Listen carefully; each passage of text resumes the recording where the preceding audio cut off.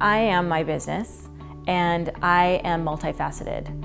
I am a makeup artist, and I'm an esthetician and an eyebrow expert. And I was making ends meet. I was doing this brow business, but I knew that I wanted to be great at something. I knew I had more in me.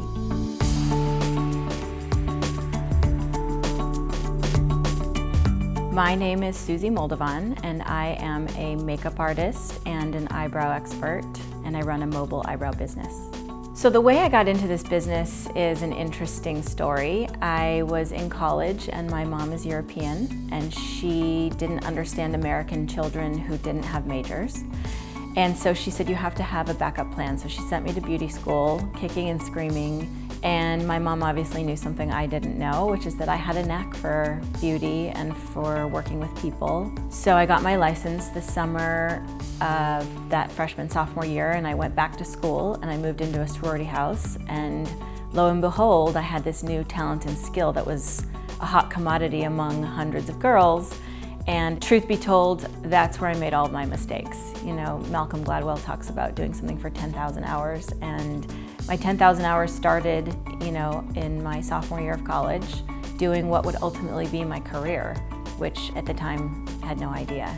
So my initial inspiration to start the business was sort of a kick in the pants by my mom, who shoved me into beauty school. But that really wasn't the business. That was sort of my boot camp training ground, where I started to learn all the techniques and the different things that I would ultimately end up needing. The moment that I knew that I wanted to make this career a career as opposed to just a job, I met a career coach, and I think that was the turning point for me to really look at myself and look at my business, because she made us. She made us kind of write out, where will we be in 5 years, and what do we want, what clients do we want, how much do we charge, and how much do we want to charge, and how much do we have to charge to make this into the business we want it to be. And it's seldom you sort of stop, because I was sort of in survival mode, and I stopped for a second and I thought, I need to change out of survival mode into success mode.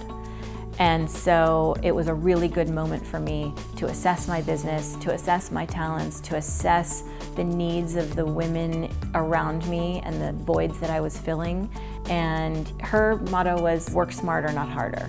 And so I sort of built my business bigger. I started building a website. I raised my prices.